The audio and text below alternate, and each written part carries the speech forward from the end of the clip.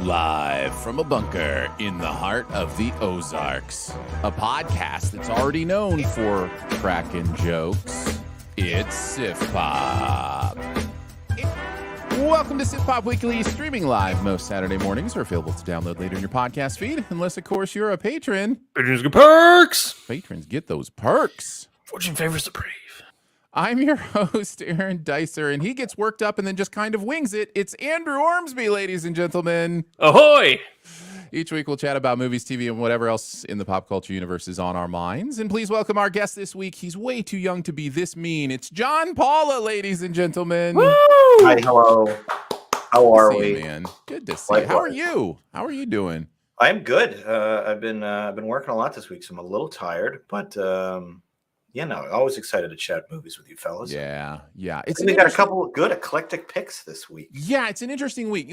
Like I go back and forth, right? Like there's part of me that's like, oh, well, there's not really like a big release this week. That's kind of a bummer. $200 million openers the last 2 weeks with Lightyear and then the Minions and Thor. Yeah, and so, people kind of get out of the way of Marvel movies. The week after Marvel movie comes out is often down like this. And I'm like, oh, that's kind of a bummer. We don't have a big movie to talk about. But then I'm like, but it's kind of fun to kind of reach back at some stuff. Maybe we missed some, things that are happening and just try to think, what might people be interested in that they don't know is out there. And so, we're going to talk about The Sea Beast on Netflix, which has been out for a little bit, but is kind of bubbling under the surface. I think it just came out just like 3 days ago. Yeah. Oh, I thought it's been out 2 weeks. I remember came out last week. Last week. Okay. Yeah. Okay. So we'll talk about The Sea Beast, and then South Park: The Streaming Wars, which is a 2-part South Park special, where the second part just came out this week on Paramount Plus, and kind of bring those to your attention. And then I have a third movie that came out this week that I'll talk about in my buried treasure as well. So just a little tease, a little bit of a tease for you on that. We've also got a really fun best ever challenge this week. We're doing best ever C movies. This was fun. With the letters SEA in order in them. So it doesn't technically have to be the word C, but as long as S, E, and A, are next to each other, even through spaces. If my text filter is accurate, there was only one movie that was SE space A. Of like the 5,000. I didn't pick it because it wasn't that good, but I'm like, ooh, I can add a space to the middle of this word. Does that open up the possibilities? Click, click, click. No, it really doesn't. But we'll see. I think we're gonna have some fun with this one. So get it? That was actually an unintended pun, guys. We'll see. We will see. All right. Starting early here. Let's get into it with our review of How to Train Your Kraken. I'm sorry, The Sea Beast. The life of a legendary sea monster hunter is turned upside down when a young girl stows away on his ship. The Sea Beast is on Netflix, stars Carl Urban as Jacob Holland, Jared Harris as Captain Crow, Dan Stevens as Admiral Hornigold, and several others that you may or may not know. What did you guys think of the Sea Beast? Did you like it, love it, dislike it, hate it, or it was just okay? John, start us off. I think bolstered by having watched it with my 4-year-old, really liked this one. All right, Andrew. I'll go low side of liked it. Low side of liked it. All right. I'm with John in the high side of liked it. I'm almost tiptoeing into loved it. Same. There's a lot of really good stuff in this movie. I think there's a reason that it is at 95% on Rotten Tomatoes. And when I look at that, know that I don't see that as a percentage of quality, but it is a percentage of, it's hard to come away from this movie and not go, yeah, I like that. Like, there are very few people I can imagine watching this and going, oh, that was a terrible experience. I hated that. I didn't enjoy it. You know what I mean? Like, it's one of those movies where it's just like, you can throw it on, whoever's around, and they'll go, oh, that was fun. And I think this is Chris Williams directing it, who I think did Big Hero 6. Is that right? Mm-hmm. He did a Big Hero 6, Frozen, Moana, Bolt. So the story arc, but right. Big Hero 6 is his big thing. Yeah, and Big Hero 6 is one of my favorite movies of all time. Like, and I think that sense of humor is here, that fun is here. And you joked about the parallels to How to Train Your Dragon. Yes, and that's anytime you can compare to that movie, you're also doing pretty well, because that's a fantastic, dare I say, modern classic of the animation genre. Yeah, no, I totally agree, and those parallels are pretty intense sometimes too. Like the main monster in this really looks like Toothless in a lot. It's like a swimming Toothless, basically. 100%. Yeah. So it's really interesting. But yeah, so I really, really enjoyed it. I think the animation style is, there's nothing necessarily spectacular about the style, but the visuals themselves are really cool and really gorgeous. So there's some really neat moments from above, seeing things under the water. I'm just really impressed with what we can do with this kind of animation. I appreciated how clean the animation was. Like, the colors were really sharp. There was good contrast, like the big red monster against like the dark blue sea. You got a lot of really, if a movie works in black and white, I think that's always usually a compliment. And a lot of animated movies do not sort of pass that test, where it would just be a washed out mess of so many different colors that is just sort of too hyperkinetic. This, I felt, was cleaner. The shots were a little longer. And I know, especially again, as a dad of kids, young kids, how important it is not to have their brains melt when they watch something like Minions, where it's just like there's too many things happening on every single frame. This felt a little slower, a little easier to watch and to process. You could see the faces, you could see the emotions. And I know for a 4-year-old, that stuff is important. And I enjoyed watching her watch this, because she was like getting really scared at the right moments, and she was laughing at the right moments. And sometimes we'll watch age-appropriate material, and it's like, this is clearly not connecting with her. It's like they never even screened this for kids. Yeah. So I love that when I can find a good movie the two of us can share together, and this definitely fit the bill. Andrew, some thoughts? Yeah, I like this movie. It's Pirates of the Caribbean meets How to Train Your Dragon. That's a good way to put it. Yeah, and just to echo what you guys said, the visuals in this are stellar, absolutely stellar. The kaiju, the water animation is like, have a bit of that. Yeah, the water animation, I can definitely tell the Moana, fingerprints all over this, as far as like how water is used. It just looks, because I remember the first time I saw Moana, I was like, wow, the water in this is like otherworldly good. And I think that I got the same vibe here of like the water animation in this was just superb. It's funny, and that's something that's always going to come back to what Pixar does so well, is their movies are universally funny. Like, they're funny for kids, they're funny for adults, and this hits those marks. So yeah, it did everything it set out to do. It made the movie it wanted to make, 100%, to its own detriment in some ways. Oh, I'm interested to hear more about that. Do you guys feel like this will contend for animated movie of the year? Do you feel like it's Netflix possible. has a possible contender here? So what would it be going up against? Lightyear and I think Lightyear's out. I don't. But Yeah, I'm trying to remember what other animated movies came out this year. Well, Disney's got one coming out. What's that movie called? That I think that I think is going to give obviously be kind of their big push, but I don't know. I just think it feels like a light. It feels like a light year so far in animation. And so we have you did the joke. Minions. I guess you would. Turning Red. Turning Red. I was trying to think. What was the last Pixar movie before Lightyear? I think Turning Red is definitely in that conversation. Yeah. I think that had a lot more going for it.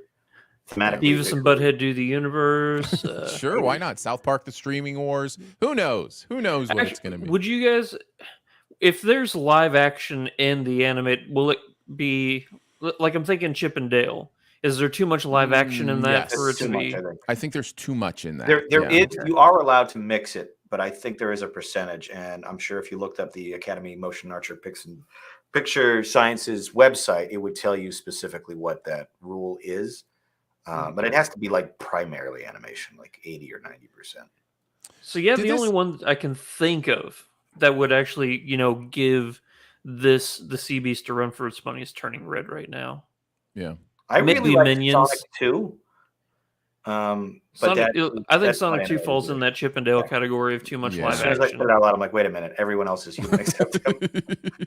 Yeah, the best animated character in Sonic 2 is Jim Carrey. It's true. Did this one sneak up on you guys like it snuck up on me? Was this on your radar at all? Like this is just one. Okay, tell me why, John. When did you hear about this movie? Granted, not a long time ago, but I want to say in March or in April, I saw a trailer of it, and I thought, oh, that looks kind of like How to Train Your Dragon meets Moana, and I love the way it looked. I love the fact that it was like a big monster, and I'm like, my daughter will love this. So I added it to I think a calendar reminder or to my Netflix list or whatever. When it pops up when it gets released, I'll get the notification. Mm-hmm. And I did, and I was like, oh yeah, no, let's watch this weekend. And so that worked out. But yeah, I think I added it to a calendar once 3 months ago and didn't think about it again until it appeared. Yeah. Other thoughts? Can be pros or cons. Take us whatever direction you want to go. So I think for me, the big detriment of this movie is the predictability and the lack of imagination as far as it's how it does everything How to Train Your Dragon did, but not as good. Like our main beast is not as animated or as charismatic's not the right word, but sure, full of life like Toothless is. Our young heroine is not as cool as a Gimpy McGimpface. I forget what his character's name is. In How to Train Your Dragon, who was the main character in that? I know Hiccup. For Mintz-Plaze's name, I don't know. Yeah, it was Hiccup, I think. Yeah, his name was Hiccup. Was it not?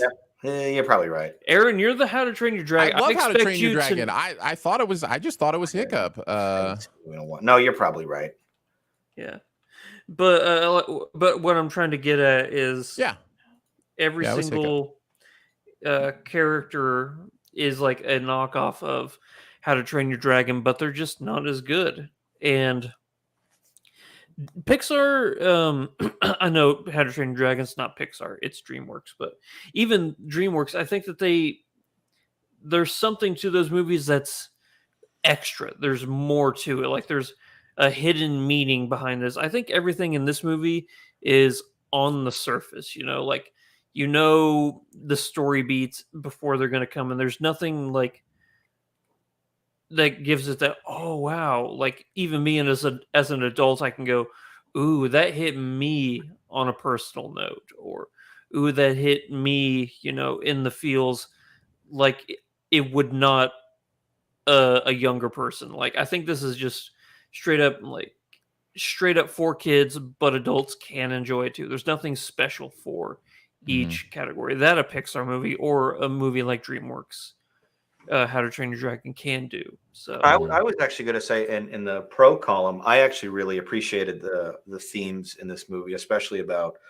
I mean, ostensibly not judging a book by its cover. The humans are very quick to dismiss the sea blusters as these monsters that are terrorizing them, and it turns out, hey, maybe history has lied to us, and they're not our arch enemy. We've actually been the colonizer, and we've been the instigator of this violence. And I appreciated that theme.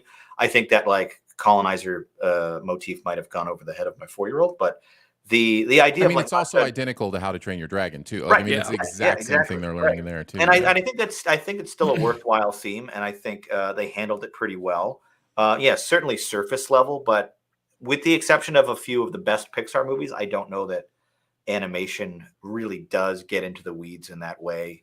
That is meaningful. I mean, Inside Out, I think, is one very notable exception where it really does get into stuff. Otherwise, I think surface level interpretation of these ideas are the best we can hope for. And the other big thing I really like that we haven't mentioned yet with Sea Beast is the world building, especially like the royal kingdom that was like, it almost appeared to be like this floating city with all these like spires and docks and columns and piers and shipping lanes. I thought that looked kind of like if Arendelle met Amsterdam a bit, like it was all these like canals meeting palaces. And I wanted to explore more of that city. And the island that our two protagonists find themselves on with all these like giant colorful fruit and these little yellow egg people. And just the fact that everything was giant, it felt a bit like a Gulliver's Travels. or Skull Island. Yeah, no, and I really, Skull Island. Yeah, and I really, I kind of dug all of that. I was like, oh, this is cool. I could do an entire movie just on this island if that's what they're going for, and they kind of quickly don't. But yeah, I really liked all the world building in this for sure. Mm-hmm. It was just, to see Carl Urban fight powerful monsters before being joined by a younger character trying to show him a different way until they realize the real problem is power itself. If only I had seen that somewhere else, Yeah, I called him Big Mouth Billy Butcher. I called it the buoys. The buoys. The buoys. The buoys. Instead of the boys. Yeah, I really enjoyed his performance in this. I think the performances all around are good. I don't know that anybody's standing out, but I don't know that you have to in a movie. I'm thinking, Andrew, this kind of speaks to your overall negative, which is there is kind of a been there, done that feel to this. There's nothing necessarily beyond the visuals, which are spectacular. There's nothing else going, oh, this is fresh, this is new, this is interesting in a new kind of way. And that's probably what keeps me from being in the loved it, because there isn't that little extra oomph. But as far as movies that just do their job, this movie just does its job, man, and it just does it really, really well. And I think there's something to be said for that, and something to be respected for that as well. And I don't mind that at all. If a movie just comes out and hits a solid double, like that's fun, that's great. So get on base. That's what's I also important. really liked the little blue guy. He was delightful and adorable. I want to buy a plushie of that. He was very fun. I will call him Squishy, and he will be my friend. And he will be my Squishy. There's an entire sequence where they try to get Red to steer, and I really like that. Just that sort of what's the word? Like that problem solving of we have made like a really cursory friendship with this gigantic red sea monster. How do we get him to cooperate and do what we want? And that sort of problem solving sequence where the two of them try to figure out how do we get him to steer, port. It was really fun. And I those little moments, I thought the movie didn't have quite enough of them to make it like a classic, but there were plenty in there to kind of keep our enjoyment for sure. Yeah. Yeah. I think the biggest theme of this movie that really worked for me is the childlike innocence and looking at the world through new eyes. Like would the status quo really, everything that is it worth sustaining, or is there a better way? It really did a good job of that. It reminded me a lot of, maybe it's just because I rewatched this movie recently, but Everything Everywhere All at Once. There's the scene where he's saying, like, even when we don't know what's going on, try to be kind, Yeah, And absolutely. that really hit me in this movie too, especially with the scene you're talking about, John, where she's, helping steer, everything. It's like there's a childlike innocence and just a kindness to it that really resonates. And I think that's the biggest theme of this movie that really stood out to me. And you mentioned the kaiju aspect of it earlier, and that was a disappointment for me, is that we did not get a giant monster on monster fight at the end, which was I don't know that I expected. I'm kind of like, come on, I want to see this thing go up against a giant octopus or something, and the humans are stuck in the middle, and both sides have something at stake. And I really wanted to see the Red Bluster like really go to town on something equal his size. And the climax, without really spoiling anything, is not quite as climactic as I think I was hoping. A character we haven't talked about yet is Jared Harris's character as the captain. He's great. Really like that character a lot. I was surprised with it was predictable, but maybe it's just my infectious love for Jared Harris that if I see him in anything, I'm like, oh, I'm in. And I really think that he leaned into that character, and the animation for that character was great. He is the status quo. He is. I thought he was a really sympathetic villain. Yeah. I definitely found myself like, no, I kind of agree with him on most of this. From his point of view, like all of this makes perfect sense, and I don't begrudge like any decision he's made. And I really enjoyed his character arc in this film for sure. Yeah. We've talked about the visuals. I don't know that specifically we've talked about the action, but I did think there were some action scenes that were really inventive and they cool, were great. The action was excellent. There's a scene where the Red Bluster goes against a big, I want to call it a pirate ship, but just a big clipper ship, and that sequence was incredible. And that was sort of the closest we got to that like kaiju-sized fight. And I wanted more of that because all of the cannon fire and the action and the swashbuckling was very fun. Yeah, and I think that's true of the initial capture as well. They have a capture they do at the beginning that is really exciting and interesting and fun. And the kind of stuff you can't do realistically in any other media besides animation. Right. As we've seen it in one of the Pirates sequels, and it's like, oh, this looks like a joke, guys. None of this looks real. when you try to introduce an animal that size to a little tiny human boat, it looks like a cartoon at that point. Yeah. Final thoughts on The Sea Beast? No post-credit scene. No post-credits. John, did you I have really enjoyed the music as well on this one. Yeah. I think overall this is a recommend. This is something I think most people will enjoy. Even if you don't love it, I think you're going to have a good time and enjoy watching it. It definitely, I think as you mentioned, Aaron, definitely snuck up on me. I was not expecting a lot from it, but I came away thinking this might be the best animated movie I've seen all year. Yeah. I haven't seen Lightyear yet, but I have high hopes for that. Maybe your lowered expectations will help you out with Lightyear. Awesome. Oh no. All right, let's move into our second review of the show. Let's talk about South Park: The Streaming Wars, parts 1 and 2 on Paramount Plus. Cartman locks horns with his mom in a battle of wills while an epic conflict unfolds that threatens South Park's very existence. A drought has brought the town of South Park to the brink of disaster. So let's start here. How crazy is it that South Park is still a thing? Like we talk about The Simpsons, but South Park's not much different. Like it's been since what, 97? 97. South Park has been around for a very long time. Their episode counts are a lot shorter. Because I had this same thought when you assigned us this movie. I'm like, oh yeah, that's right. South Park is still alive, still kicking, and for what it's worth, still very funny. But yeah, they have been around for, this is I think their 27th season, and they've done over 300 episodes. 24th season, I'm sorry. And they've done over 300 something episodes. The Simpsons, by comparison, are on season 34, and they've done like 700 episodes. Yeah. They definitely per volume per episode, The Simpsons still has them, a very comfortable lead. Oh yeah. South Park, it kind of crept up, and we were like, wow, this has really been around for well more than half my life at this point. And I Mhm. remember when it was like the crude, vulgar new show on Comedy Central. Oh yeah. I And now snuck it's over to like, my friend's house so we could watch it. yeah, You right. know. And I used to watch it occasionally, maybe a few years after it started. I went back and watched the first few seasons. For whatever reason, I fell out of it.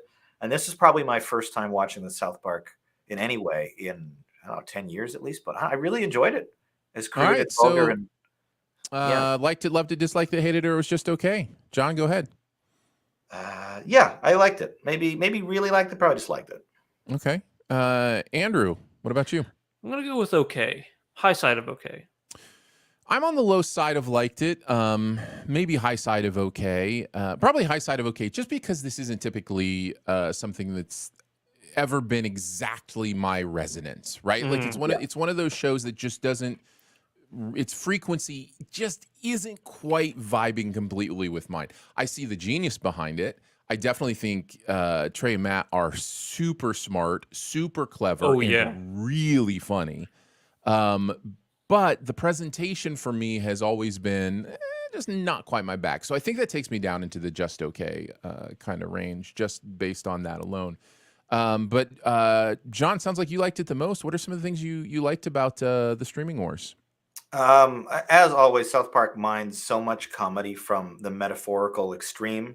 They take this concept. What if streaming was a legitimate, literal stream, and then there was a literal war between the streams, and they extrapolate that out almost entirely so that Butters can give one little monologue at the end of part 2, or he puts a bow on like the streaming wars really encapsulated this, and this, and it's like he's describing the media paradigm in such a visceral and an important way that just takes everybody down a peg. And I love that they built this entire 90-minute narrative basically backwards from like, this is the critique we want to say about Netflix, Disney at all. How do we work backwards from that, but wrap it in our own streaming war metaphor? And I love that when they finally deliver that sort of verdict, it's like, oh, that's where you were going the whole time. Yeah. You just had this commentary to deliver. And it's not like they don't have fun with the metaphor along the way. Oh, it's not so like much, so much fun. It's not like they aren't self-deprecating with the metaphor on occasion about, because the boats are clearly like shows or content, right? Like the boats are content. Yeah. And so they talk about, well, we don't have to make a great boat. They're just gonna pay us for whatever boat we want to make. Yeah. Oh, yeah.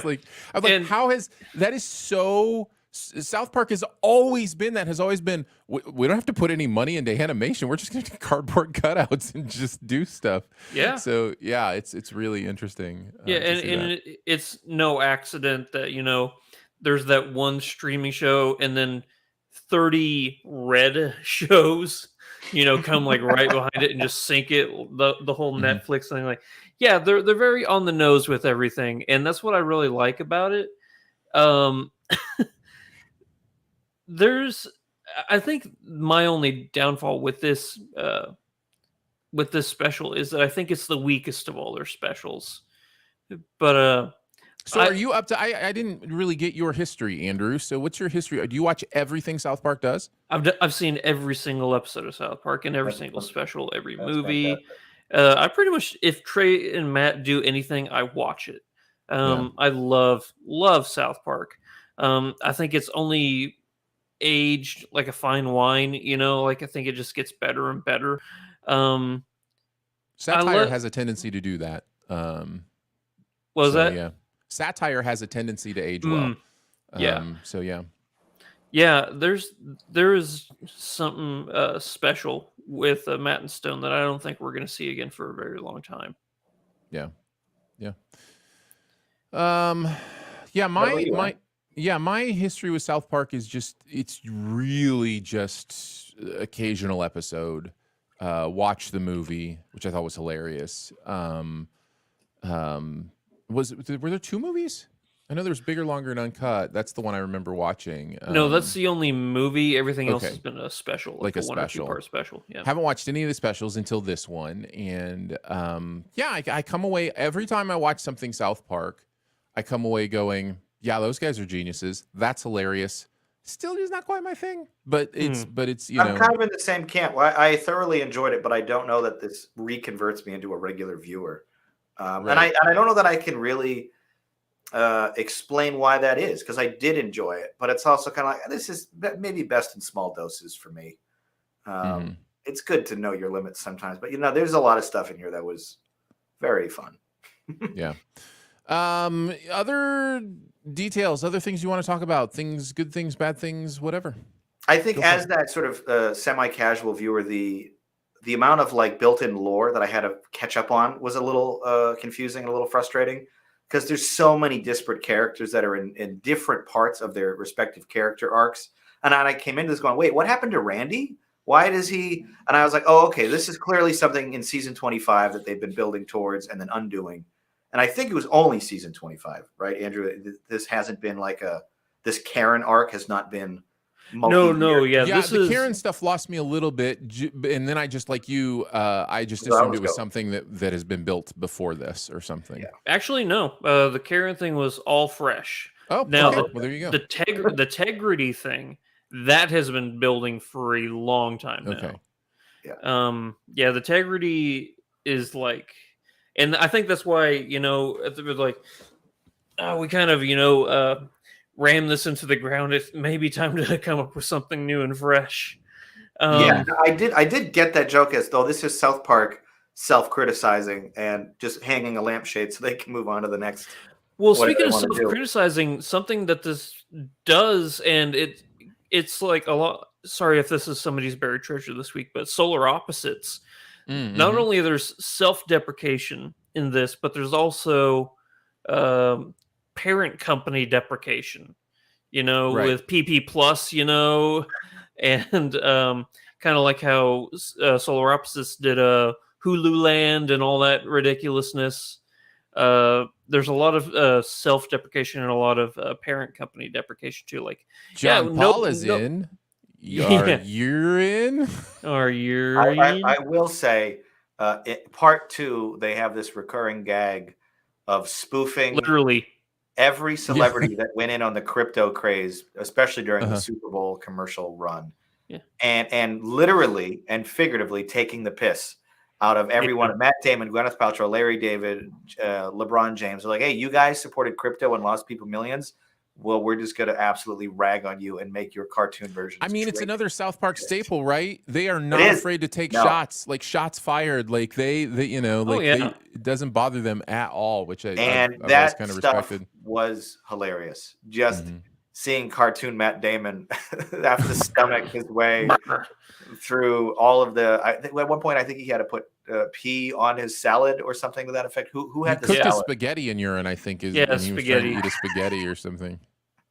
And it was just the whole time I'm like, holding back a mild gag. Like this is disgusting. I know it's only animated, but this is filthy. I don't want to watch this, and it's so funny. I was gonna ask, because I could see somebody having like an echo audio, reaction, like a gag reaction to that. Like, oh sure, whenever you hear somebody going, brr, brr, that it kind of like makes you like, if you do it, I'll do it.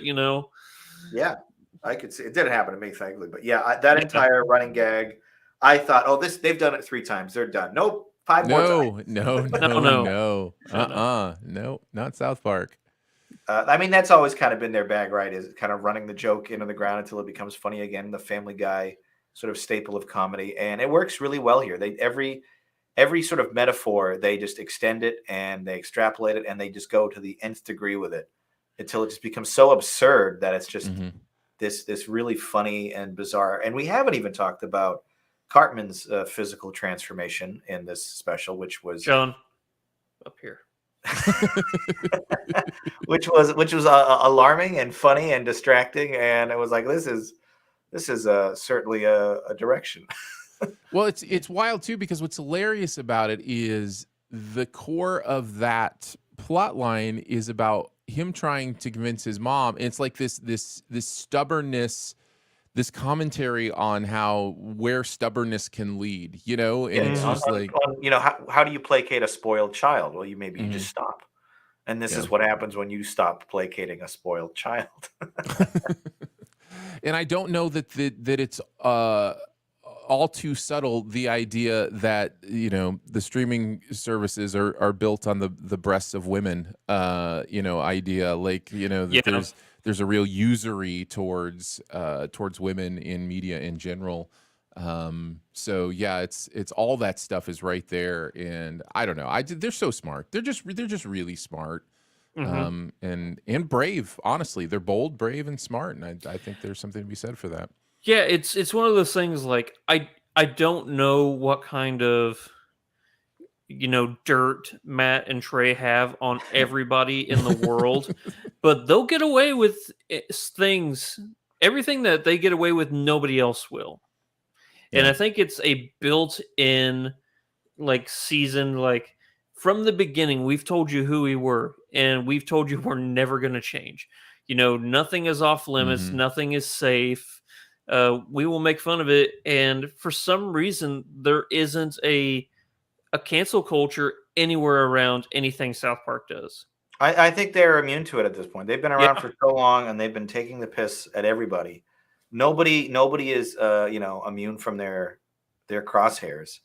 And if I read the headline right, when they did move to Paramount Plus and they sold whatever they sold, the entire library and future rights for their 10 seasons, those guys made $900 million by selling to Paramount. That is insane. $1 billion for a TV show. That's incredible. Good for them. Just you talk about cancel culture. These guys should have been canceled decades ago, and instead they're worth $1 billion now. I think the reason why is because there's no hypocrisy with South Park. What I mean by that is all these celebrities and stuff that we see getting canceled, or all these shows getting quote unquote canceled, it's because they champion one thing, but they will placate and demean another thing. Whereas South Park doesn't champion anything. Yeah, Like, yeah, they I would say never that's fair. They've gone after both sides pretty equally. Yeah, they never, like, say, "Hey, this is great." There's always, every single week, it's a metaphorical berating of something or everything. So yeah, even punches all around. Yep. Anything else about South Park, the streaming wars? Anything else you want to mention before we move on? Did you get, like, Aaron? You're not really familiar with South Park and stuff like that, so like, it may be a spoiler, but it's announced in the first 3 seconds of the first part. So did Man Bear Pig or any of that, like, fly over your head or anything like that? So I caught very easily that it's a metaphor for global warming, like, or climate change. So, but no, I don't have a lot of familiarity with the Man Bear Pig stuff. So, okay. Yeah. Thank you. And there are bits and pieces like that, but that's okay. It doesn't bother. It didn't stand out too much for me. It wasn't like nonstop. And in a situation like this, I guess I have a little more grace for it because this is a TV show. Like, this is, and it is for the fans. Like, I wouldn't begrudge if you went and saw the Simpsons movie and you've never seen a Simpsons episode. Hopefully you'll have a good time, but you can't begrudge the fact that there are going to be moments where you're like, I don't quite follow that. Like, that's, there's just, it's a different thing for me. Definitely agree, and I could tell they were paying off an arc that I wasn't privy to the beginning of. Right. And it didn't necessarily take me out of it or make it less enjoyable. But I do remember at the very beginning thinking, did I miss something? Why is Randy acting? Why are they calling him Karen? Is he just acting like entitled? And I was like, oh, okay, I guess that's all it is. And I figured it out pretty quick. But I remember being momentarily confused. Like, I definitely missed something. Except apparently we didn't. Off model. No, yeah. Apparently we didn't. Yeah. So as for that, my lack of familiarity, I don't think was too much of a hindrance. You were able to pick up the breadcrumbs and figure out where they were supposed to be going. My thoughts were like, why isn't Kenny in this more? Or, like it didn't seem like it really was Cartman focused. And I don't know, maybe I listened. There's 4 of them, right? And I Stan, lost Kyle, Kenny, Cartman.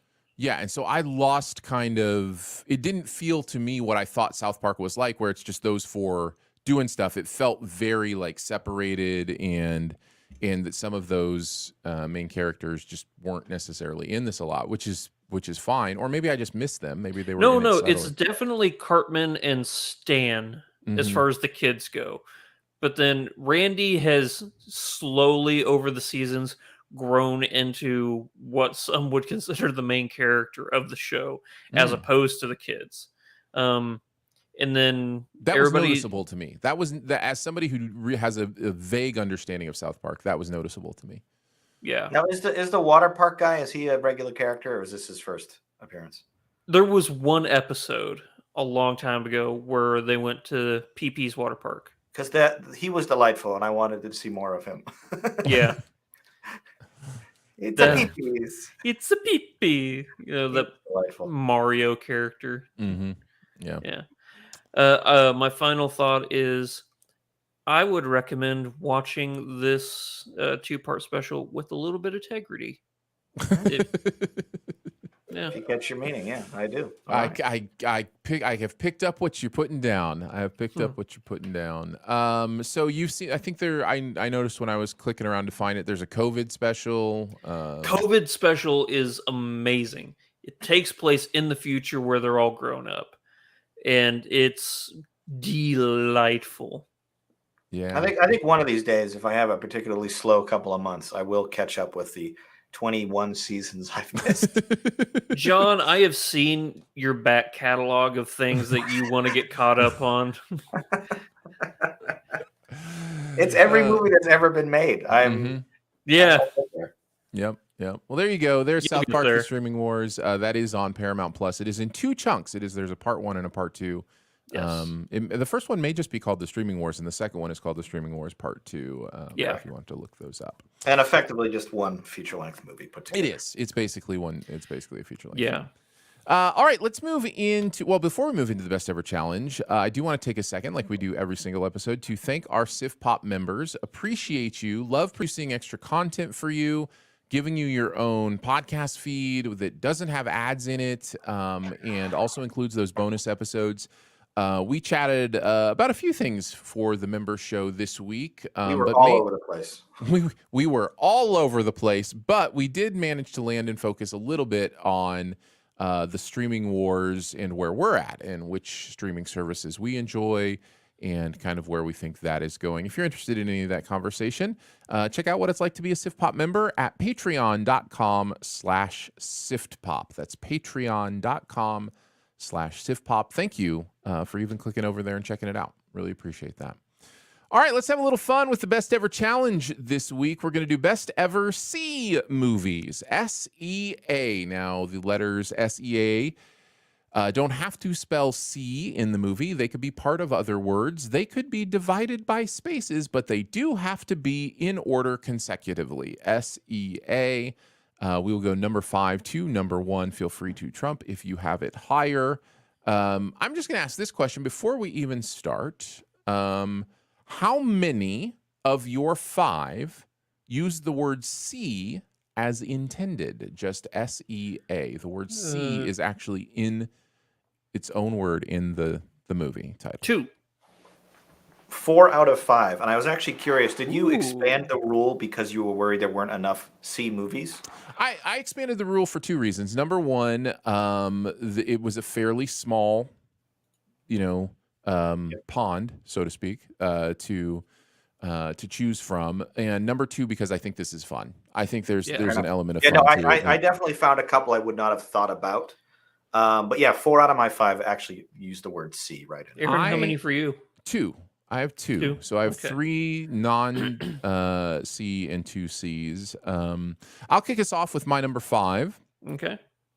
I have a soft place in my heart for 20,000 Leagues Under the Sea. That is my number 5 too. Oh, nice. That was in my honorable mentions. That is we're assuming talking about the 54 version with Kirk Douglas. Yeah. Is there another version? I assume there is. Yes. But maybe there's an old version, like a 19, 20s. Yeah. Did George Millet do that one? I don't remember. I think that might be one of the original George Millet films from like 1914.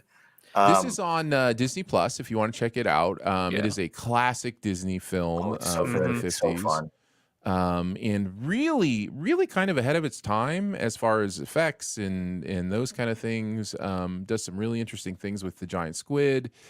That's primo. That's like one of the most iconic scenes from any movie ever. It's astonishing stuff. I remember growing up as a kid in the 80s, even going, "Oh wow, this is amazing!" And it'd been out 30 years at that point. So there's something about the look of those old 50s Technicolor films. It just the way that old film looks with those bright, vibrant reds, like his red and white striped sweater, just like pops off the screen with the saturation. And because it's contrasted by so much blue, Yeah, no, everything about it looks. There's just like a gorgeous old golden age of Hollywood look to those Technicolor films, and this is Kirk Douglas is so charismatic in this too. Yeah, he reminds me a lot of Robert Downey Jr. Interesting. Yeah, I can see that. For sure. So yeah, that is my number 5. That is also Andrew's number 5. 20,000 Leagues Under the Sea. So, John, what's your number 5? I actually have the Sea Beast here. Okay. Which I think I don't know, that might be recency bias, but every other movie I thought about including, I don't know that I love it as much. Like Manchester by the Sea is maybe a little too dark, a little too sad. Other movies like What's Eating Gilbert Grape, which have an SEA in its title. Why don't you just throw out a whole bunch of movies? And like just spoil them. Just go ahead, and just keep naming movies. Yeah. We already talked about Sea Beast. I don't know if it's top 5, but it's really close to it. So that's my pick. Nice. And your number 4. My number 4 is Manchester by the Sea, and it is trumped by Andrew. That's fine. Andrew, what is your number 4? Something that I love about doing these lists sometimes is it ignites an opportunity in me to like. I've been wanting to watch this movie for so long. I'm gonna watch it just to see if it'll make my best ever challenge list, and it happened here with a movie that I've been wanting to see forever, and that is The Seventh Seal. Yeah, nice. Good choice. Old Max von Sydow movie in Swedish. Ingvar the Bergman. Yes, I have been learning Swedish for about a year now. Is that right? And I got to the point where I could catch like 1 in every 12 words. But the movie itself is fascinating about this knight who returns home after the Crusades, and he is greeted by death, like the embodiment of death, like on the shores. And he plays chess with them to extend his life, and there's ramifications for that. We see metaphorical movements with the plagues and everything. A really interesting movie, and it was kind of a palate cleanser in a way because it was so different from every other movie I'd seen recently. There's something about these older movies and the things that they focus on, the things that they heighten, the fact that it's a foreign language film, it added a bit of freshness to it. So yeah, I would definitely recommend The Seventh Seal. It's one, and I'm glad that I finally got off my list of shame. Absolutely. I actually just checked out Igmar's Wild Strawberries just earlier this month, and that's another movie from right around the same time, 1957. That is, such a departure from like modern cinema. This like really slowed down, deliberate storytelling focus with a lot of flashbacks and character work. And he is a brilliant filmmaker. It's not always my speed, but I really appreciate that kind of media when you're in the mood for it. Yeah, Ingmar said about this movie that he made it simply because he had an overwhelming fear of death and dying and stuff. So he made this movie as kind of like a self psychological, like try to break through that fear. And you can see that, and I really appreciate how people try and use art to better themselves and to help themselves. So yeah. And how crazy was it that Max von Sydow was with us just up until the beginning of the pandemic? Isn't that insane? Yeah. The man put in some work. He did 1 or 2 movies. Yeah. Yeah, So you're telling me it's a Bill and Ted's Bogus Journey ripoff? That's what you're Yes. telling me? 100%. Right. I was Yeah. going to say the Bill and Ted is a clear alliteration and callback to this. I did not appreciate that when I was 13, but at 33, I was like, oh yeah, no shoot, this is where they got it from. Yeah. Yeah. Definitely. He even looks just like this. Like he's dressed William the same. Sadler, yeah, he does. Yeah. 100%. I was really, whenever they were playing chess, I was in my head. I'm not gonna. I was like, E1, you have sunk my battleship. Good stuff. Who Good stuff. who are we at now? That was your number 4. That was my number 4. So I think we're on to your number 4. This is Deep Blue Sea, and honestly, this could go much higher. I adore this dumb shark movie so much. I watched it, I think, when it came out in theaters. I owned it on DVD. Yeah. I bought it again on Blu-ray. This is a guilty pleasure for me. Everything about it is like by the book, just a cliche, monster movie. Each person one at a time gets knocked off in fun and inventive ways. But it just takes that concept of like Poseidon Adventure meets Jaws, and it executes it such a, I don't want to say self-aware because it's not a funny movie, but it knows what it needs to, and it just delivers, with full aplomb the whole way. And LL Cool J is just such an unexpected protagonist and hero for this movie that it's like, yes, You ate my bird. of course I want him to make it and be the big hero of the whole show. And yeah, that moment with Sam Jackson is just infamously. Oh yeah, it's like in the top 10 most unexpected movie deaths ever. I remember I did watch that in theaters because I can still remember crowds going like, oh, just like, like the air just pulled out of the room when Sam Jackson is eaten alive. Yeah, such a fun movie. Always a good one to watch in the middle of summer too. Yeah. All right, Aaron, you're number 3. My number 3 is, thanks, John, What's Eating Gilbert Grape? Hey, all right. You literally just started walking up my list as you were naming movies. I didn't mean to do that. They were all good. These would all be back by like 6, 7, 8. Mm-hmm. These were like right there for me. Yeah, this was my number 6. And this would probably be higher if I have seen it recently, but it's been so long. Tell me. You should check it out. I think it holds up pretty well. I haven't seen it in the last 5 years, but I have seen it since it came out. And man, there are people here doing such pure work that have kind of, I think it's unfair to say they've lost that element to their performance because both Depp and DiCaprio still do pure work.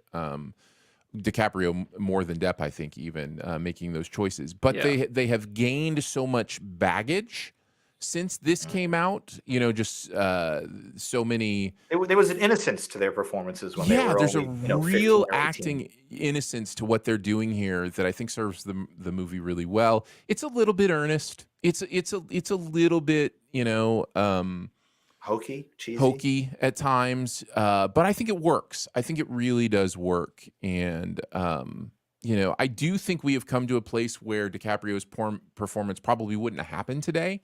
I kind of agree. I think Peanut Butter Falcon kind of proved that. Correct. People of that persuasion are perfectly capable of representing themselves in cinema and do a fine job of it. Mm-hmm. And yeah, looking back, this is going to be one of those movies that another 10 years is like, that was maybe. And I think we're already kind of there. Yeah. But it is. What is like the mentally challenged equivalent of blackface? This is kind of that. Right. Absolutely. What's the name of what's his name's character in Tropic Thunder? Simple Jack. Robert Downey Jr. Yeah. Simple Jack. Yeah, the Simple Jack kind of idea. Yeah. Oh, I thought you were talking about the actual blackface in Tropic Thunder. Well, there is that as well. There's that too, and they do a really good job of satirizing that entire concept of like, you never go full. I don't want to say it, but you get it. So I think there is that part. Maybe it may be too cringe for most people to get over. This may not be one you want to put in. I don't know. What I will say is that for whatever reason, I'm able to compartmentalize the idea of, there was a better way to do this, and this hasn't, quote unquote, aged well, but wow, what a performance. Like, I think both things can be true. Didn't he get an Oscar nomination for this movie? I don't remember, but he's spectacular in it, in a performance that would no longer happen for probably good reason. So, yeah, he sure did. He got I think that was his first nomination. And he had 5 more before he won for The Revenant. So So there you go. That's What's Eating Gilbert Grape. That is my number 3. And for those who, it's hard to necessarily see it in your head, but the S from what's and then eating is where the word SEA ends up in the title. Yes. We didn't explicitly spell that out, but it is. We should literally spell that out. Yeah, yes. because it is easy to be like, wait, huh? How does that title have C in it?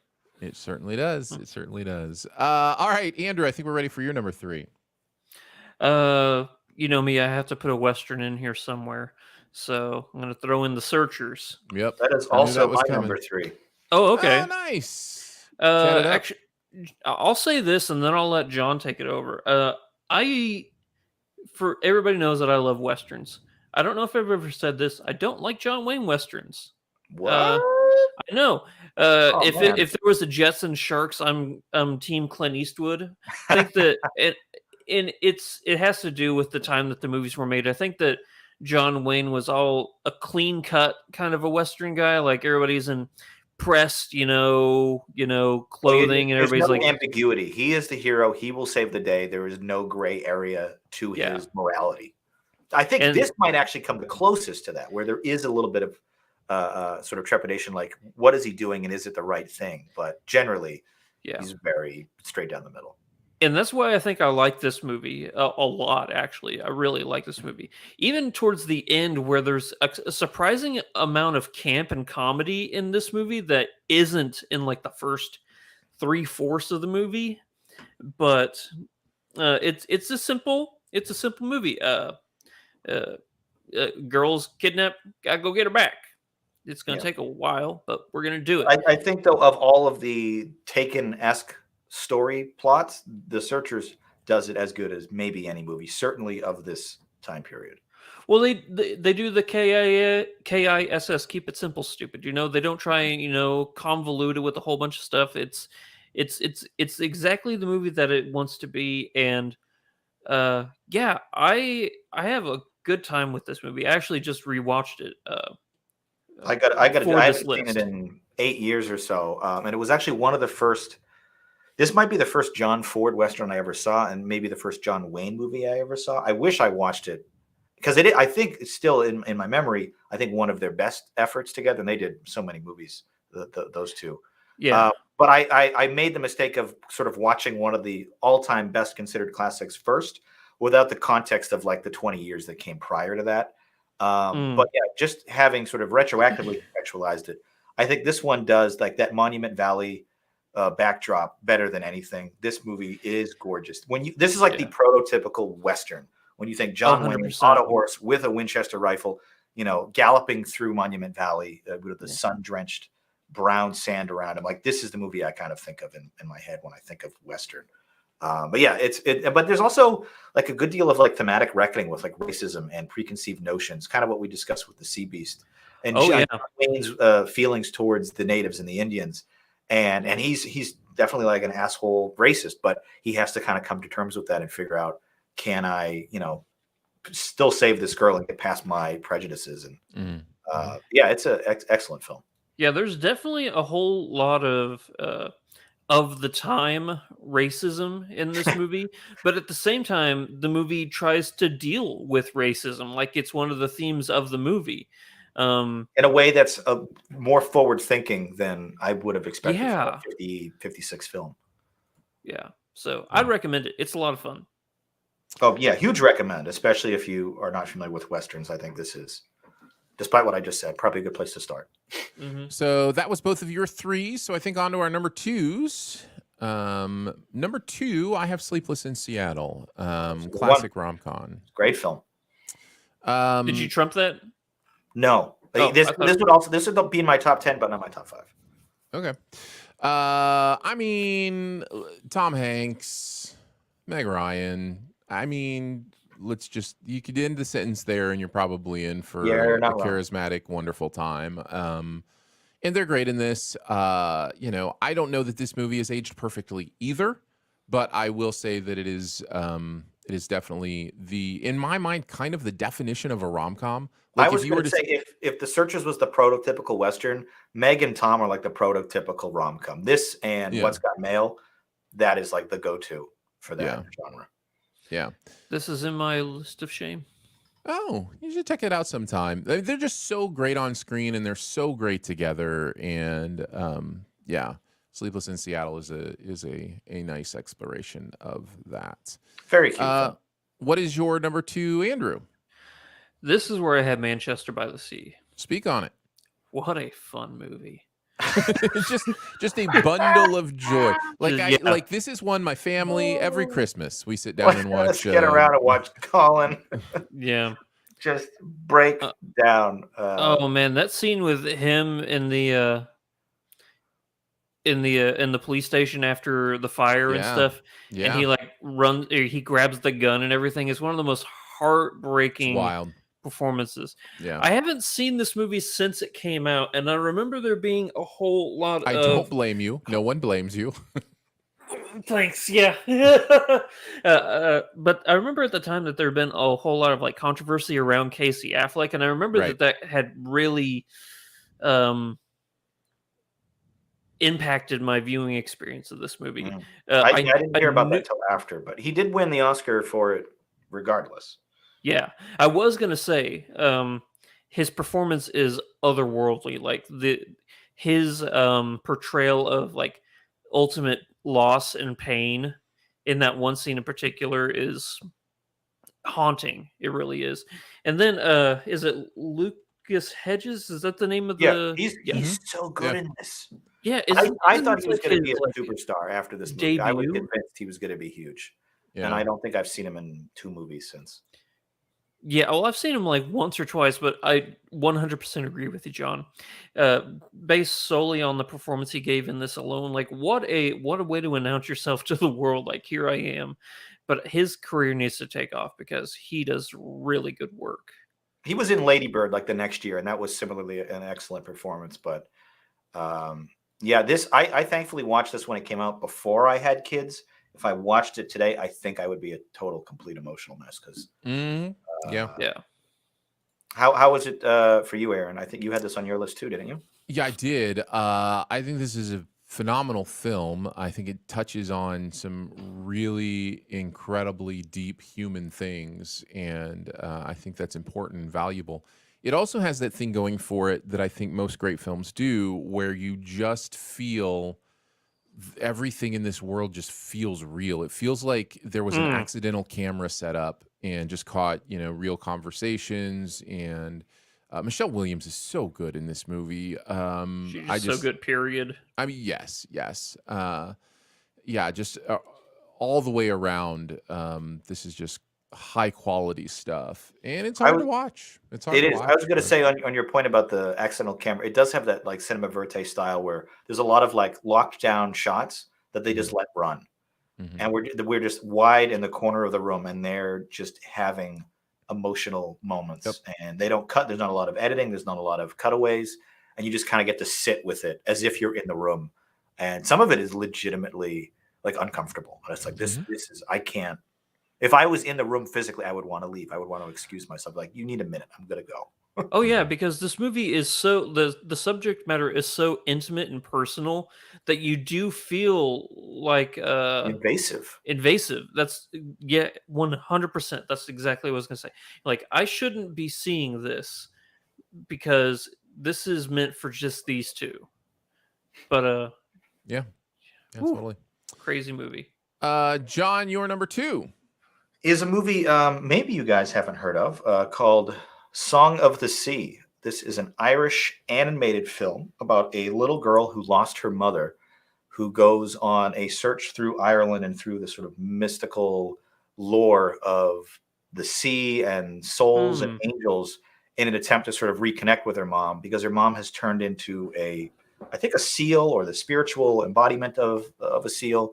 And it's just one of those like hero's journey through a bit of a mystical ocean like setting, and the animation style is this beautiful like 2.5D, and the music is gorgeous. The acting, oh gosh, I can't remember that nice round Irishman's name. Something with a B. Colin Farrell. No, the other one, the one he played opposite in Bruges. He is in this, and he is great. Oh, that's Brendan Gleeson. Brendan, I knew it began with a B. Yeah, Brendan Gleeson, he plays the dad. He is brilliant in this. And it's similarly a lot about those same themes about like losing, in this case, a child losing a parent and coming to terms with that and how they grow up. And the father's just grief and frustration with how do I raise my kids without her? And it felt like a really good Pixar movie, but in a completely different animation style. My daughters both love it. I love the music. I love the themes and the style. But I don't think a lot of people have seen it. I think I only discovered it a couple years ago. It's been out since 2014. And I would huge recommend. This is a brilliant and beautiful film. Nice. Yeah, when I was searching for films, this one kept popping up. And I like the art style from like all the pictures I've seen. It looks... Yeah, it's a really neat... I would say this is like magical fantasy. This is kind of the word I was looking for. Okay. All right, time for number ones. What you got? I have Searching for Bobby Fischer at number one. I love this movie. I mean, he's not playing death in chess in this movie, but he is playing a lot of different people. This has been one of my favorite movies since the moment I saw it. And again, I saw this movie when it came out, and it was in a moment pre like everything I see I must have an opinion on and rank, and it's interesting as somebody who kind of does what we do. Time existed. Well, what's interesting to me is to think not only did that's weird for us, like people who do this, who like get on shows and talk about stuff, but everybody's kind of in that boat now because we all have social media accounts. I shouldn't say all, but you know what I'm saying. The majority of people have social media accounts or whatever. Certainly people Gen X or younger. I asked my parents once, like, what's your favorite film? I'm like, I don't know. I'm like, you watch a movie every day. How do you not know? Right. But people like us certainly have ranks and lists and. Well, in anybody today may not have ranks or lists, but they feel like they have to have an opinion, right? Like it's so interesting to think there was a time where you could leave a movie and you didn't feel any pressure to think one way or another about it. Like it genuinely was just a fun thing you did, and then you might talk about it a little bit, but the point wasn't, oh, how would I rate this? How would I recommend it to somebody? Like literally, you did not have to have an opinion on everything. You literally could experience something and not have an opinion on it. I don't understand that, but I will reflect. I will reflect with what is that word for when you have nostalgia of something you haven't experienced personally? It's that. I have that for this. Nostalgia by proxy. Yeah. I've actually never seen Bobby Fischer. It's probably you should check it out. It's probably near the top of my list of shame. Especially when you just cut it down to 90s movies, there's not many I haven't seen yet. And this, I don't know, this has been on my radar for so long, and I just haven't floated around to it yet. Why do you love it so much? It's really, really good. So it has the elements, and this is kind of where I was leading and talking about that. I saw this at a time where I didn't necessarily have to have a deep opinion on everything because I love movies. I did, but it just jumped out at me in a way that it has just landed in my consciousness. And then when I started to be the person who was like, what are your favorites of all time? Well, Searching for Bobby Fischer is right there, and I think it has to do with the idea that it does sports movie really well. Like the idea of the chess in this movie is really entertaining. The way the tournaments work, the way it builds the character and the character's skill, the way that there's the underdog quality to what he's doing. It's got that beautiful thing of like the kid who's really good at something and is able to surprise people.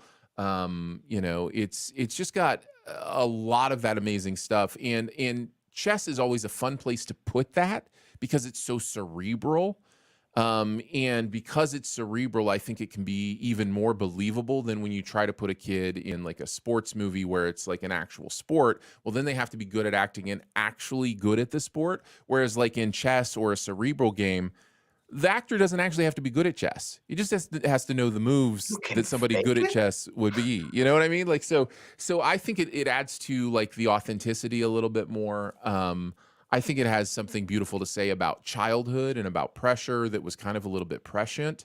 So yeah, it's a huge recommend for me. It's just a good watch. It's just a story that's just really well told. I will move And that enjoyable. near So the top of my list. I can't promise it'll be at yeah, the top, but I will get to it soon. right after South Park COVID specials, you'll Yeah. watch Searching for Bobby Fischer. Yeah. So Right yeah, on. that's my number one. It is one of my favorite movies of all time. Really, really It's enjoy high it. praise. Yeah, I like it. Andrew, what's your number one? Mine is a documentary Ooh, called Searching for Sugar Man. never heard of this. So I won't give away too much then. So what this is, it's about two South Africans a journey out to find this musical artist who in South Africa is bigger than Elvis. Like he is like the most iconic singer of like generations, and turns out he is an artist who is only famous in South Africa. He somebody just brought like one of their friends tapes over like during like the 70s of him, and he became this huge icon, but in the rest of the world nobody has heard of him. Like I think he was homeless in America, but had he known he was the biggest star for a country, like for a country, so it's all about them going to find this guy, and it's crazy how this, like, you don't know like how your art can impact the world. And it's I think it won best documentary of 2012. Give me 2 seconds. What was Yep, the name of this Oscar one winner again? for best documentary. Searching for what was it called? Sugar Man. Sugar Man. That sounds Yeah. very interesting. I think I've heard of this in the news, but I didn't know it was a movie. Yeah. That's really cool. Highly, highly, highly recommend it. It's fascinating. Very nice. Searching for Sugar Man. I have not seen it. I should I'm put gonna that on add that to my watch list. Yep. Yes. Absolutely. We say in unison. That leaves you, Mr. Paula. What is your number one? The Seahawk, 1940 with Errol Flynn. This is, I think, the absolute, and I've used this word twice already, the prototypical swashbuckling epic. This is when I think of like a good pirate movie, the swords and like the swinging ropes and the cannons and the ships. This one comes to mind. Errol Flynn at his best. I think better than Robin Hood. This is, I think, the genesis of a lot of those tropes and memes we've seen over the years, like the shot of the two guys literally going at it with their rapiers and their swords, with the big tall shadows on the fireplace behind them as they move across like the marble floor of the castle. That comes from this movie. There's something about like the romance and like the daring action that just personified an era of Hollywood we don't have anymore. And this is just such a fun, enjoyable throwback. And I think one of the best action movies, certainly of the black and white era, but just in general, the shots in this, there is an actual full scale at sea battle between two pirate ships in this movie that looks better than most of the stuff in the actual Pirates of the Caribbean films. And I'm watching it going like, wait, there's no effects. They just did it. They just did it for real. Isn't that crazy how they just used to do that back in the day? I mean, like, they just have do it. Yeah, I assume they had like giant squibs and other like powder going off. So they're not actually firing cannonballs, but they have two ships at sea blowing smoke and then having corresponding match timed explosions on the other end. And then there's so much stunt work in this. I'm surprised nobody got killed in the production, because this is up there with like Ben-Hur, and like this looks so dangerous. And those big epic black and white movies, they always, I think for me, kind of hold up really well because they impress me more because I know what they had to have done. And it seems so unlikely that this could have ever been filmed today, and certainly this way. And yeah, if you haven't seen an Errol Flynn movie, like this guy was like A+ star material in a way that I think maybe only people like Robert Downey Jr. kind of match today in that. Like A+ celebrity, he was, everybody wanted to be. And this is one of his best movies, in my opinion. Nice. The Seahawk. The Seahawk is number one for John. Well, there you go. There's our top 5 C movies. Who has the most honorable mentions? I've got 4 left. You mentioned all mine, so. John, did you have any honorable mentions left? Yeah, I have 3 or 4 left. All right. Well, let's just go back and forth. Sense and Sensibility, I think, is worth mentioning. So yeah, I think that's the SE at the end of sense, and then the A at the beginning of and, sense and sensibility. What about you? What else did you have? A recent-ish movie with John Cho, Searching from 2018. This is a Yeah. movie, if I remember correctly, was all done with computer webcams and screens. So it was all done from the perspective of his computer. And yeah, his daughter goes missing, and he has to track her down. And something about the style worked. It usually doesn't. It's usually Aaron, you really like this movie, didn't you? I like Searching. I like Searching a lot. Yeah. It's on my list. It's a good modern thriller with a neat sort of aesthetic choice to it. Yeah.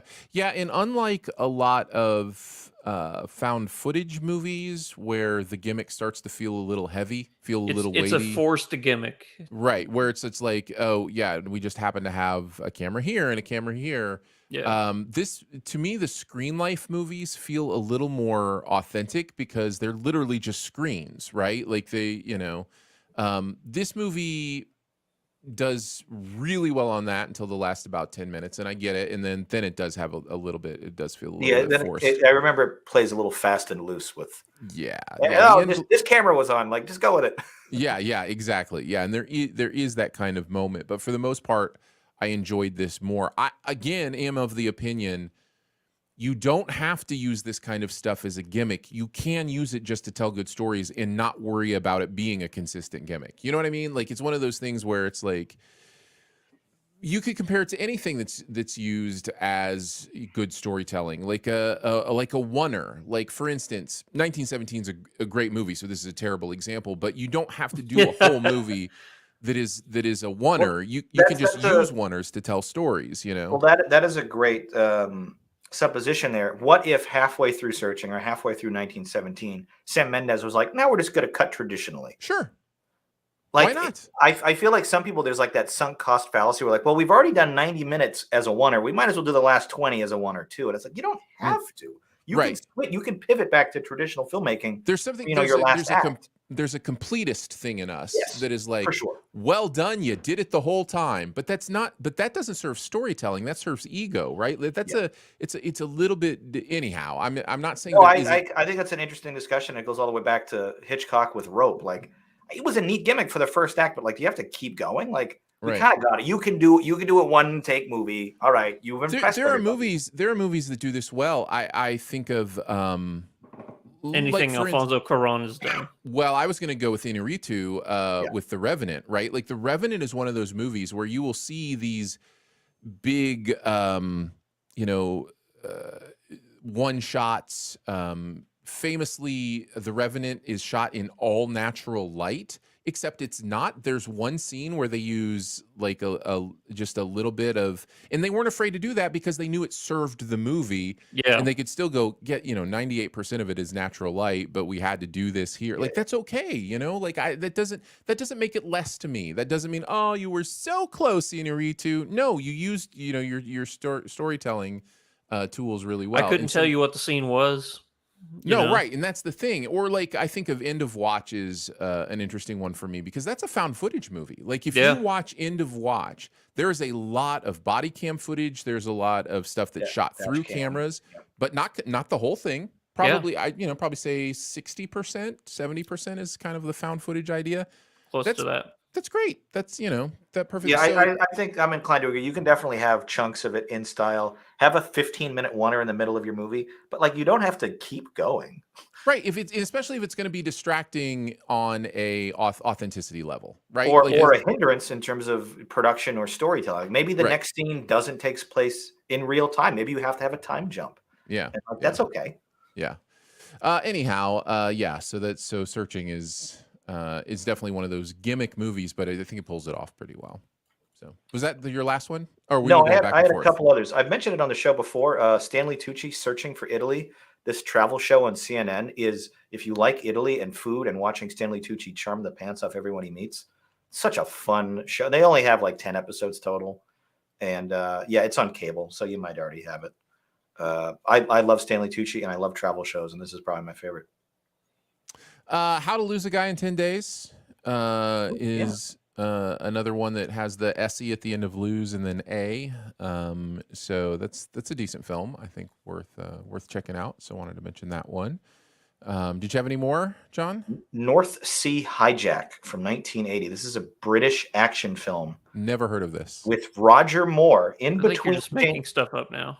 in between James Bond movies. Roger Moore did a movie called North Sea Hijack, where this group of like British commandos have to board a oil rig that's been hijacked by terrorists, and it's a good little like low mid-budget actioner done in like the dry kind of slow paced style of British cinema. And I don't know, it's good for like a lazy afternoon if you're it sounds so much like a Bond film. I wonder if people went in and say, wait, it kind of does. He's It not does Bond. like yeah, it really does feel like that. And there's some good action sequences, and there's even better like plotting and procedural stuff where they figure out how to do it. Also, James Mason and Anthony Perkins, who I both love, are in this. But yeah, it's one of those movies not a lot of people have logged it on Letterboxd. I don't think it's popular. I did not expect anything when I saw it, and I really loved it. And then the only other one I had was Seabiscuit, which I enjoyed for what it was, the horse race movie. So probably worth mentioning that here as well. Nice. John, any final ones? Sea of Love with Al Pacino is a good romance mystery detective movie. No one has seen that movie but you, John. This one has 17,000 watches on Letterboxd. That one's not all lies. Everybody just lying. Nobody's actually seen them. I do appreciate though that of like the 9 movies I mentioned today, you haven't seen 8 of them. I do think that's great. That is great. Yeah, North Sea Hijack only has 2,000 watches. That one is definitely a very under the radar. Yeah. Wow. There you go. Those are our quote unquote C movies for the best ever challenge. All right, let's finish it off with some buried treasure, guys. What's that one thing in any area of culture that you want to make sure people know your opinions on? I will kick us off because I teased it a little bit, but I did go and see Where the Crawdads Sing, which is the other kind of somewhat big release this weekend. And I will say, this is going to, man, I had a decent time watching this movie, but it is very paint by numbers. So like they definitely, if you want to watch it, lower your expectations, go in just to see an interesting story. I know there's source material that a lot of people are, interested in, have looked at, have read. But I liked I really liked what this movie was saying about humanity, about relationships. So yeah, I think this story is interesting on its own, if not a little bit paint by numbers, but also takes turns that you might find interesting too. So yeah, Where the Crawdads Sing, I think is worth a watch. This is based off a novel, right? Yes, yeah, I believe so. I don't know what books are. It is looking at this one on Letterboxd though. I see it already has twice as many views as North Sea Hijack, and it's only been out a couple days. Yeah, wow. Yeah. Came out yesterday. So there you go. Nice. Yeah. Andrew, what about you? What's your buried treasure? I'm going to go with a new show on Apple TV Plus called Blackbird. It stars I've been curious about this. Oh boy. It stars Taron Egerton, Paul Walter Hauser, Greg Kinnear, and the late Ray Liotta. You had me at Taron. Yeah. Okay. So this is pretty much the basic premise of this is this is a true story, by the way. A prisoner by the name Jimmy Keene he has 10 years left on his sentence, and the feds come up to him and they say, "Hey, we will let you out right now if you will be transferred to this other prison and try to coerce a confession out of this serial killer as to where he's hidden like 12 bodies." And interestingly enough, this takes place at the Springfield FedMed maximum security prison. Springfield. Yep. Where we live. Yep. It's behind Springfield, my Missouri. house. Springfield, Missouri. Yeah, Springfield, Missouri. Yeah, it's behind my house. I can't see it because of trees, but I live that close to the Springfield FedMed prison. Well, you're not saying they shot there. You're saying the story happened there. And the story happened there, but I think some like the exteriors, the drone, the exterior shots are of Springfield FedMed. Wikipedia says they shot in New Orleans, for whatever that's worth. Okay, well, some of the exterior is usually local. Yeah, it's interesting because like a lot of people don't realize how big of a prison Springfield Fed Med is. Mhm. That's where all the mafia guys, they sent them to die. Fun. Yeah. Yeah. Like John Gotti died there. I actually knew the guy who was John Gotti's doctor whenever he was in because he just passed away like in 2002. But yeah, all the mob guys, that's where they send them to die pretty much. It's a pretty crazy show. Taron Egerton is charming and charismatic as all get. And Paul Walter Hauser, I love the guy. The guy continues to just put out amazing performances. I loved him in Richard Jewell. I thought he was stellar as Richard Jewell. He plays the serial killer in this show, and he is hauntingly terrifying. And then you have, unfortunately, the late Ray Liotta, who plays Taron Egerton's father in this, giving a great performance of like being scared for his son who's in prison. And Greg Kinnear is the cop. I mean, everybody is perfectly cast. There are 3 episodes out right now. I was going to say, it just Apple started. TV Right? I Plus. just saw the ad for this like 5 days ago saying new Apple Plus show. Yeah, and Sapita Moafi is the other main lead in this. She's incredible. I can't recommend this show enough. So glad I picked it up, and it was a surprise that it is set less than like 2 blocks from my house. Well, you said it's a true story. Did the true story happen here as well? Yeah. The whole thing happened at Springfield Fed Med. There you go. So there we go. That makes sense. I don't know why they would have said it there otherwise, but yeah, I mean, yeah, it is a big prison, so they could use it as like name recognition or anything. But I looked it up, but yeah, I guess it did take place at Springfield Fed Med. Maybe you mentioned this and I missed it. When does it take place? How long? This took place in, I think, right around the start of the new millennia. So it was like right around like 98, 99. Cool. In 2000. So I love a good crime drama, especially limited series. You can kind of flesh them out a lot better. Yeah. I'll probably wait till it's all done and then pick up all 6 episodes. That sounds like a good idea. Yeah. Because the prison that this Jimmy Keene guy who is Taron Egerton, he's in before is like this, because he's a super, super wealthy guy. So he was in this super nice prison, but he was going to be there for 10 years. And they're like, hey, we'll let you out now, but you got to be transferred over to this horrible prison, like an incredibly dangerous prison. And if you don't pull it off, you're stuck there. We're not going to transfer you back. So it's risk everything and get out soon, possibly, or stay here for 10 years. It's really, really good show so far. Nice. That is Blackbird on Apple TV Plus. John? All right, finish us off, John. What do you got? My pick is another old film. I've dropped a few old ones, and you might not have heard of this one either, but it's 1964's Failsafe by the director of 12 Angry Men, Sidney Lumet. This stars Henry Fonda and Walter Matthau. This is one of those post-Cuban Missile Crisis nuclear thrillers, for lack of a better word. So there's a lot of like old white men sitting in a couple different rooms talking on telephones, trying to avert World War III. And Henry Fonda plays the president. He has to make some exceptionally tough decisions when an American bomber group go off course and get inadvertent orders to bomb Moscow. And then the Americans and the Soviets have to scramble to stop this fighter group before they drop their payload and, send us down, the dystopian hell of World War III and bomb their city. Then they'll have to bomb our cities in retaliation. And the entire movie is just like this political gamesmanship, talking to the Soviet premier and trying to figure out, like, hey, look, no, this is an accident. I promise you this is an accident. I'm going to help you shoot down our fighters as a gesture of goodwill. And if that doesn't work, so there's just a lot of that really interesting, fascinating political maneuvering. And it really is just like Henry Fonda and like 5 other guys talking on phones, looking at maps, making decisions. But it is so suspenseful. And this is like edge of your seat stuff. And I think if you dig Sidney's work on 12 Angry Men, and I don't suspect anyone doesn't, this is like equally captivating in a completely different way, and in a way that's very scary, because like, oh shoot, this looked like it could really happen, and that is frightening. This is a great 2-hour film. You had me at Henry Fonda and Sidney Lumet because yeah, 12 Angry Men is like one of my favorite movies of all time. Oh, it's brilliant. And One of the best movies of the entire decade of the 50s for sure. This came out 7 years later.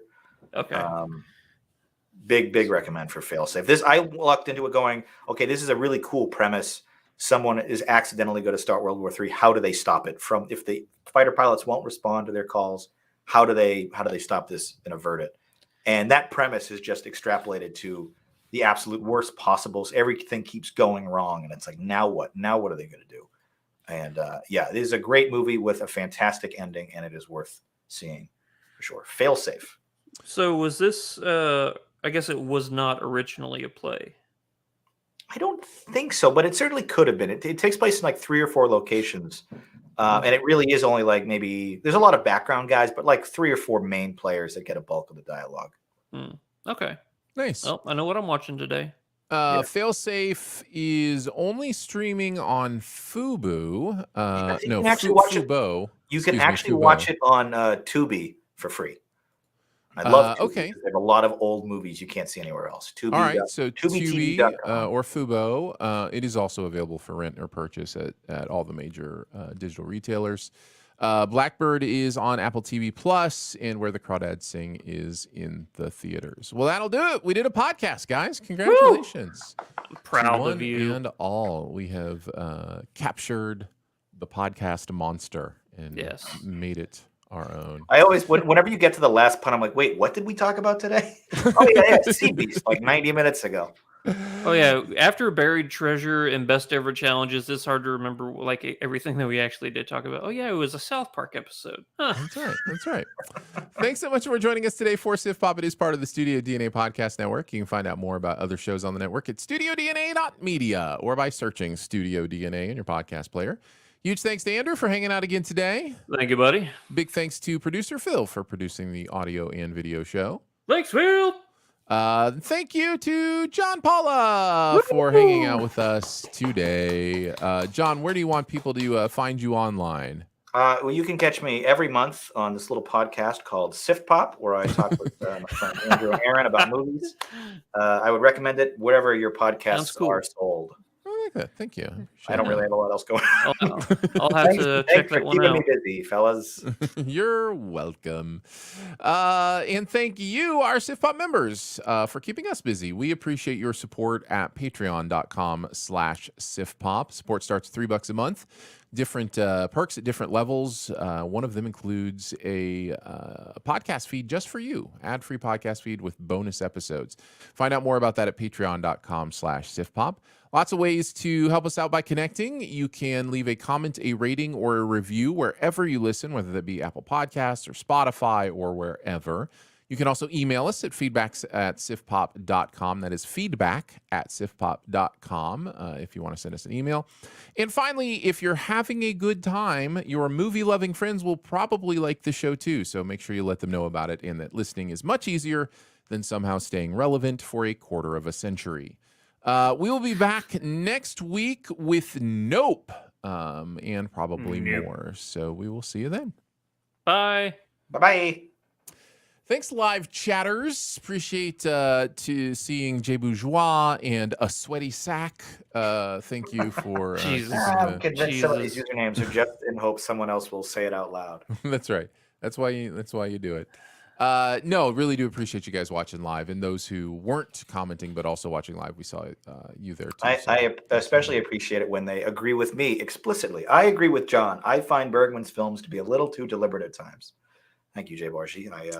Obviously, I am inclined to agree with my own comments, so thank you for reminding me. I tend to agree with that guy in the mirror. He seems to have a lot of good opinions. He's got a solid head on his shoulders. Aaron, have you ever seen Seven Sealed? You don't remember you mentioning if you had actually seen that. Me? Yet. Yeah. I have not. No, I haven't watched a lot of Bergman. I watched, what was the movie that came out this last year that was kind of in the spirit of Bergman and was about Bergman, and I know you had mentioned on the show a bunch that you're trying to go back and go through the old classics and the sort of list of shame, and that was on. I only watched that a year or two ago myself, so I thought maybe you had seen it recently. Have not. You're talking about Bergman Island? Yeah, Bergman Island. There you go. With It's right Tim in the Roth. title. Yeah, Bergman Island, which is a fine film. But I remember thinking, oh, I think I would like this more if I had more familiarity with his stuff, which I don't think is necessary to that movie. Please don't understand me to say that there are so many Bergman references in that movie that's what makes it good. That is not what that movie is about. But I do remember thinking I should watch some more Bergman because it's just a missing chunk of my filmography. I think I swallowed a whole bunch of air while I Oh. was sleeping.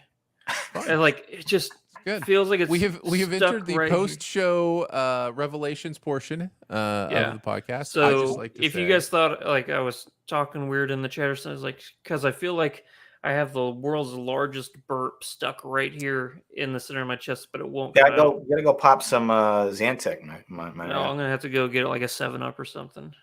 do it. Carbonate that out. Meanwhile, thank you for watching. We will catch you next week. Yeah. Bye, guys.